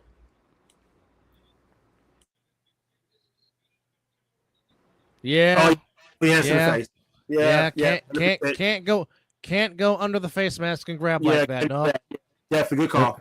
They're gonna call that every time. Yeah, good call. By the way, the Phillies have tied it at 4. Let's go. 3rd and 17. They need the 45. Nope. Caught. Nope. Great tackle. Lane makes the stop, and the Packers are giving him everything underneath, nothing over the top. Absolutely. And the Commanders will be forced to punt again. Well, see, that's that presence of Micah Parsons because Agreed. That hands to the face backed him up. Then you really put him in a passing situation, and You just pin your ears back and just make sure nothing gets behind you. Absolutely. Absolutely. Golden back to receive the punt. Or, I'm sorry, it's Nixon this time to receive the punt. Okay. As Way gets set to punt it off. The lefty got to go. Oh, good distance. Uh-oh. From the 20. Good Oh, good tackle. Yeah. Talk your shit. 2 minutes to go. Packers defense controlling the pace. Why are they showing a cowboy? No, they were manifesting. Okay. Switching teams. Okay. That's where he started, but this is where he's at now, type of thing. All right. I was like, wait a minute. Why are they showing the star? What's going on here? What? All right, brother. We got 10 more minutes. Let's. Ladies and gentlemen, we are actually 10 minutes away, 48 hours and 10 minutes away from Bud Crawford and Canelo.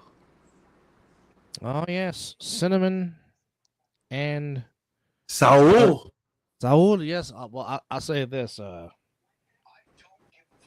way training camp has been going on with Bud and how ripped he looks. Oh, boy. And I mean, I know a lot of the seasoned fighters like Roy Jones and Andre Ward. Yeah. A lot of them are going with Bud. And again, it's... Yes, Bud is older, but Canelo has had more rounds and has had more fights than Bud. But however, Bud is coming in here with something to prove. Mm-hmm. And Bud is coming in with a razor sharp focus like he did fighting Earl Spence Jr. And that's scary, number one. But not just that. My other point is Canelo has been ducking top tier opponents for lesser opponents. Will that come back to bite him in a fight like this? Well, if he thought he was ducking somebody, all those, which I agree, well, he picked the wrong. Not saying the wrong one because it's a puncher's chance, anything like that, but. You pick one of the pound for pound best. Bud ain't no slouch, man. No, Bud is not a slouch. No, he's not no slouch. And he's, as you said, he has something to prove. Which, well, I don't think he has nothing to prove because he's already proved it. It's just somebody with a big name decided to accept his challenge. There's big names in the division that he hasn't even fought. And end around a golden. But, I mean, not only do you pick a big name, you're picking the biggest name in boxing. You're picking the biggest moneymaker in boxing. So, this is good for both boxers, and this is good for boxing. Because we're not getting something that's going to take years down the line that we wanted when they were in their prime. I mean, they're in their prime right now, but this is a good time for this matchup to happen. This really is the ultimate chess match. It really is, because if Bud figures out Cinnamon, it might be a long night for Saul. Love back to throw, looking. Taking the sack. Oh, can't take the sack, but he does. But what I like about this this matchup, both of these boxers are good body punchers. They're both also good counter punchers. So Bud's not going to run, so Canelo ain't got to worry about that. No. Bud will be right until, like you say, till he figures it out, he'll be right there going toe-to-toe. Mm-hmm. I just think Bud moving up to this weight class, that might have done something, man. He looks too calm. You know, and everybody's saying about the moment, the bigger stage. I don't see no worry. Nice little move, but it won't get it. I don't see no worry.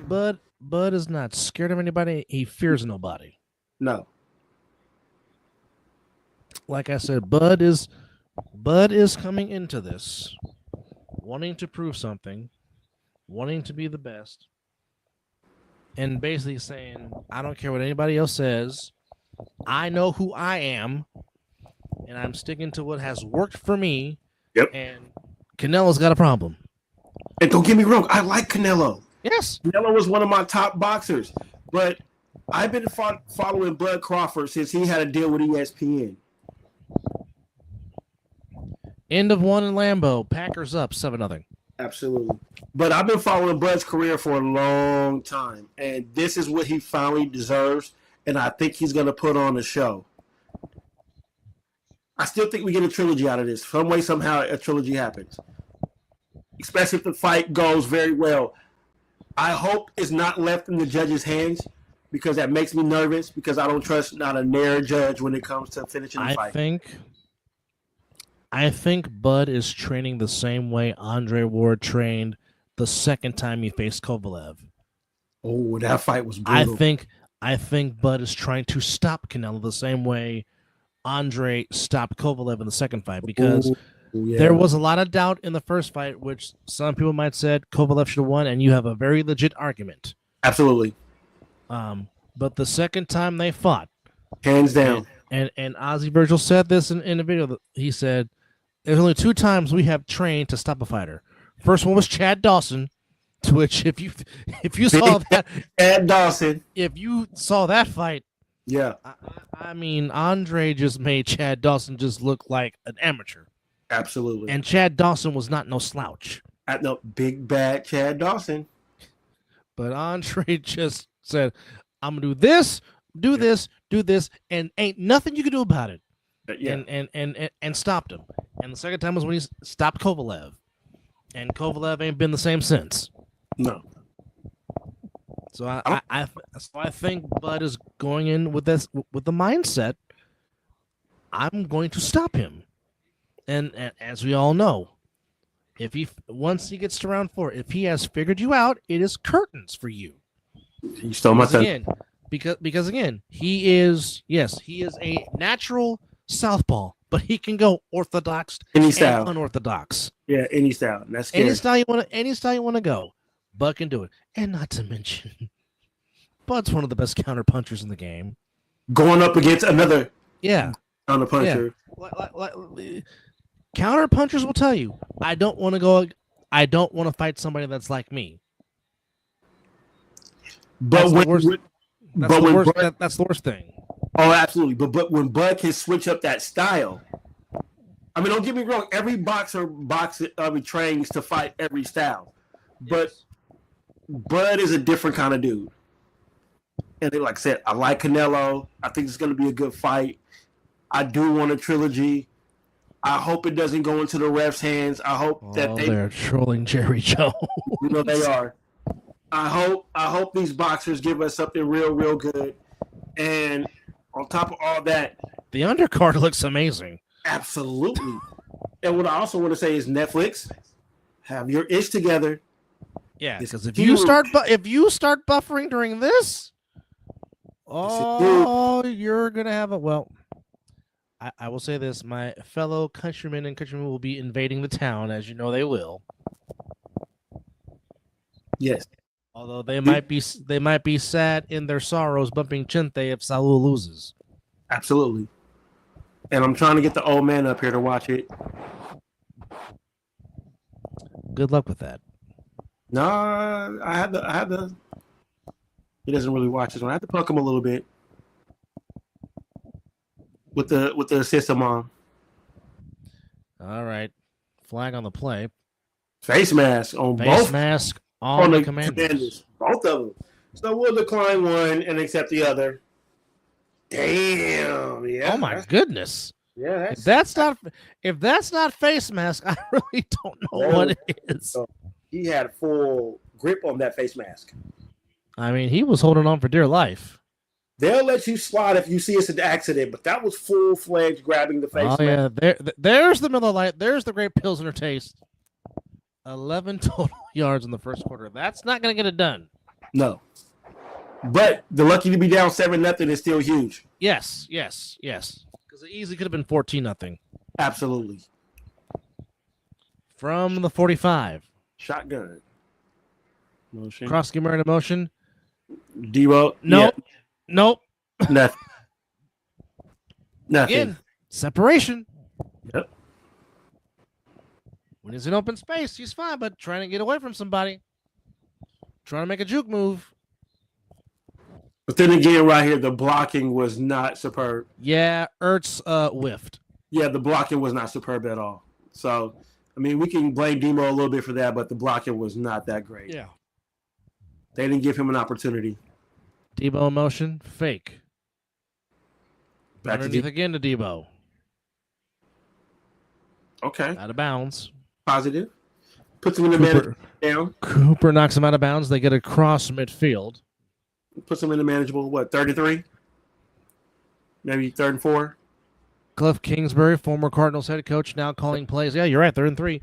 Calling plays now for the Commanders' offense. I'm sorry. They need the 45 for a first down.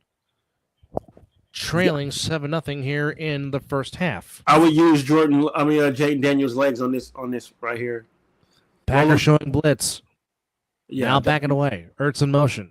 Yeah. Oh, that's a first down. Good catch. And Scary Terry. Yep, first down. Reliable. Making the grab.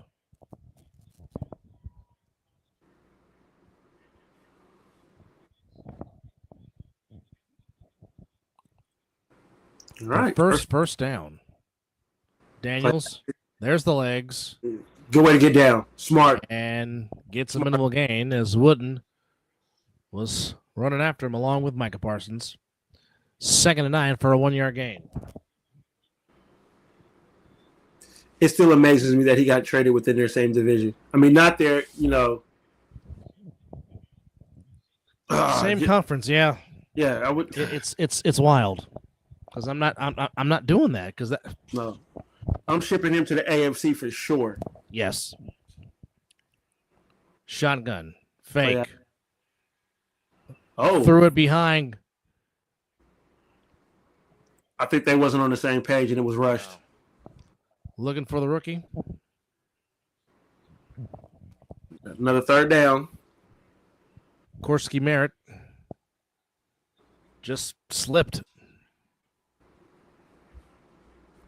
Boy, talk about slipping, man. Aston Genty had a good, nice little that 3rd down and 1. I think he would have won that battle. 3rd and 9. They got to get to the 34 for a first down. Empty back set. Cross back. Only rushing 4. Anytime. Got him. Oh, man. Brown, you got to hold on to that. Oh, what a throw, Jaden. What a throw. Nixon knocks it away at the last second. That was a good and throw. Again, the Commanders come up empty. A good route. Good throw. Yeah. Just could not complete the catch. That should have been the offensive PI, too. Oh, good punch out. Yeah. The Peanut Tillman. 4th and 9. Good punt. Trying to pin him deep. Oh, good punt. Ball takes to the 8-yard line. Good punt. 12:24 to go here in the first half. It is the Packers up 7-0. Jordan Love makes his way back on. Yeah, you absolutely, EJ. You got to hold on to that. Yep. Put it right where it needed to be. But as Dad said, hit in the wrong spot. Uh-oh. We'll take a break. Title Town. It was saying some Commanders player said he looked like they was touching the ball, giving the finger point. So we'll see. We shall see. As they say, TBD, to be determined.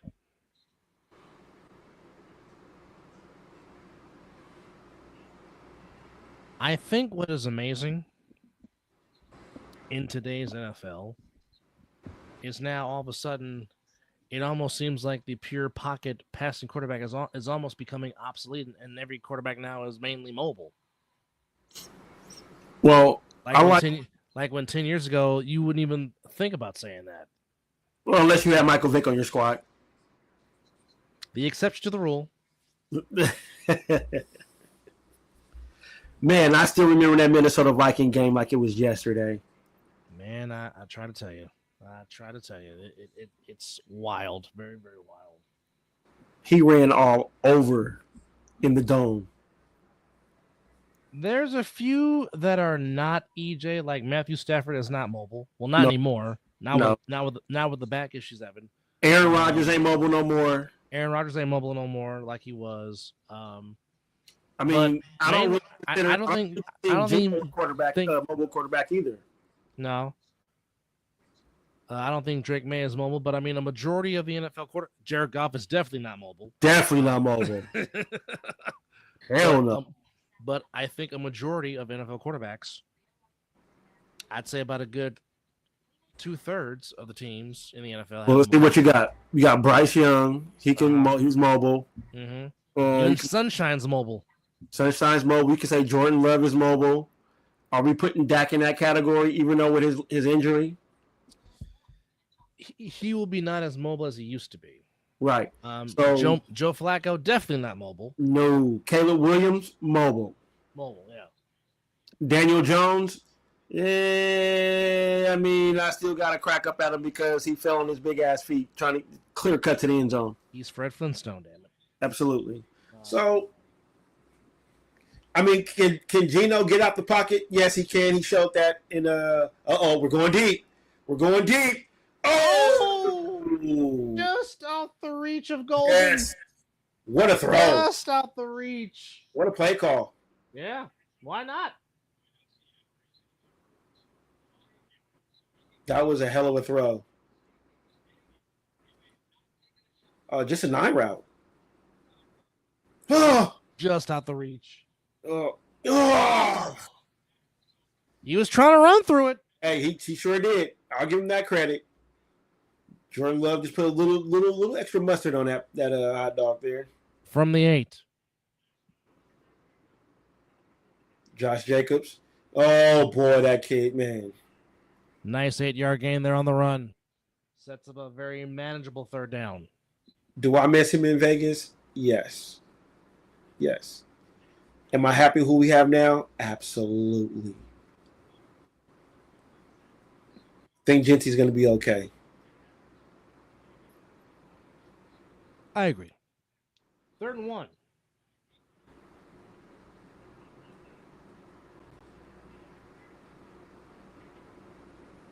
Yeah, that's first down. What do you got? 2, 3 yards. 3 yards.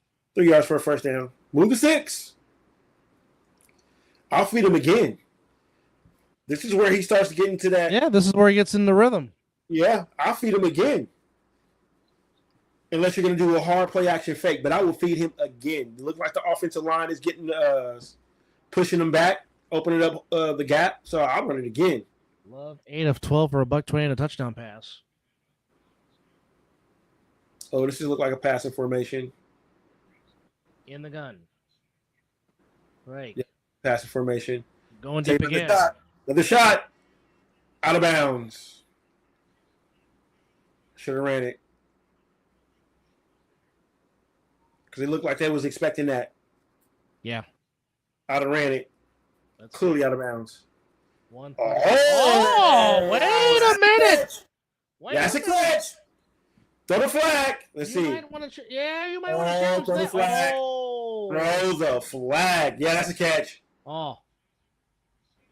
Oh yeah. Throw the flag. Yeah, that's a catch. What a throw, Love, and what a better catch. Throw the flag. Yeah, he did. All right, there we go. That should not take long. New York should have already changed that. Don't they have the opportunity to do that? Who knows what they have in New York? I thought, save a timeout in the challenge. That's a clear-cut catch. You're not wrong. Oh, good. Oh, wow, good. Yes. Did he not drag it up? They just said it's a catch. The review's over. Call reversed. Yeah, they should waste no time with that. What a catch. What a catch. Hey, that's going to be on ESPN top 10 for sure. I mean, that throw was right on the money. Wasn't it? I hate to say it, but it's almost like when Eli dropped that to Manningham. Yeah, to Manningham, yeah. Yeah. 46, yeah. Or in the playoffs against your Niners. I didn't mean to bring. No, I ain't trying to open. Just convert a damn third down. Oh, Jacobs got positive yards. They look to push. They always keep saying, Kyle Williams. Yes, his fumbles did not help. True enough. But going 1 for 12 on third down does not help either. Convert a doggone third down. And we're not talking about Kyle Williams. Typically, you don't win games like that if you can't convert third down. You don't. That's and also, I don't know why Eli Cruz stopped throwing Victor Cruz the ball, because Victor Cruz was torching Carlos Rogers, and they stopped going at him. Eli Manning. You said Eli Cruz. Up, open. Dobbs inside the 25. First down. I'm just saying, Victor Cruz was feasting on Carlos Rogers, and Eli stopped feeding him the ball, and I don't know why. Yeah, I'd have been like, you know what? I would have been torching Rogers all game long if I was Eli. I'm like, Coach, whatever you calling. Like, he can't guard me. I'm like Kobe. He can't guard me. I'm looking that way. That's my number one read. If it's taken away, then I'll move. But other than that, 80, get ready to feast. Exactly. I'm coming to you. Get ready. See, that's why I don't like that analytics shit. Love 10 of 14 for $182. Wicks in motion. He say, bro, look like a bobblehead with that thing on. Stop it. Stop it. The Guardian cap. Stop it.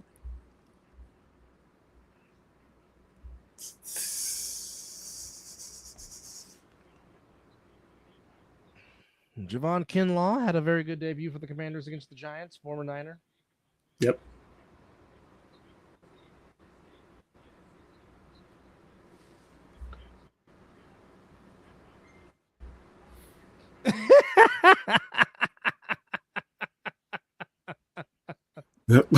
Soft.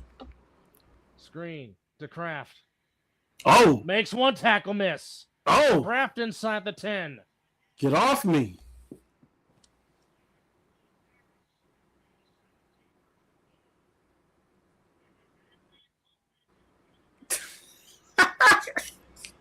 DJ Mattsticks, you are not right. Oh, yeah. The Great Gazoo, get out of here. That's crazy how EJ and him both said something to say.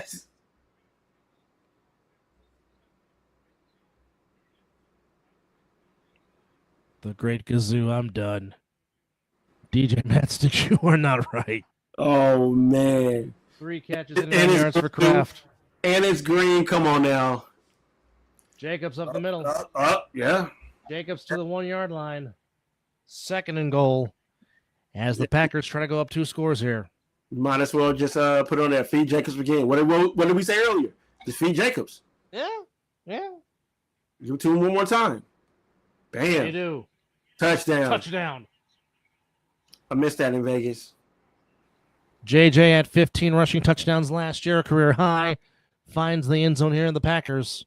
Looking to establish a 7-play, 96-yard drive. This one, 10 plays, 92 yards. Packers driving up and down the length of the field here. Holy shit, I drafted Josh Jacobs. You forgot? Well, shit. Give him points, JJ. Hell, I got Jacobs and Swift. Extra point is good. Well, 7.5 to go. Here's my the Commanders are in trouble. Here's my lineup in one other place. I got Burrow starting, Josh Jacobs, Swift, McConkey, Wilson, Bowers, Cup, Broncos defense, Daniel Carlson. But there's the big play, the reverse call. Originally called incomplete, reversed, and Josh Jacobs finds pay dirt. And the Cheeseheads looking to dance and bang to their drum all day. Dang right, cuz. But Jinty gonna make us okay. We miss Josh Jacobs, yes, indeed. That man ran hard. That 200-yard game he had against the Seahawks.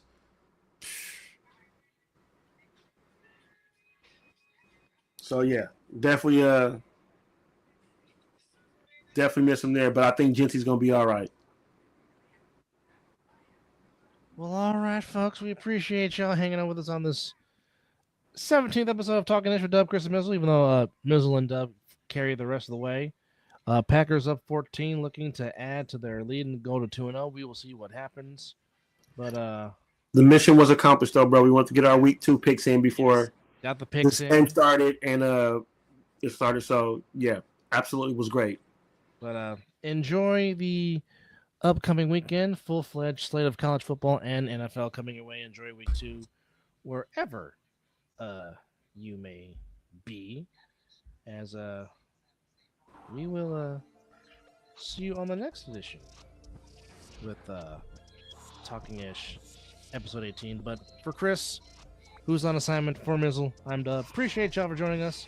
And good luck with your picks. And if you're betting, hope you cash out.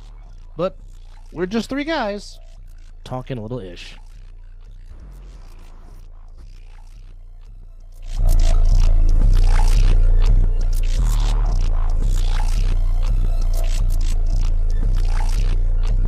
Raiders.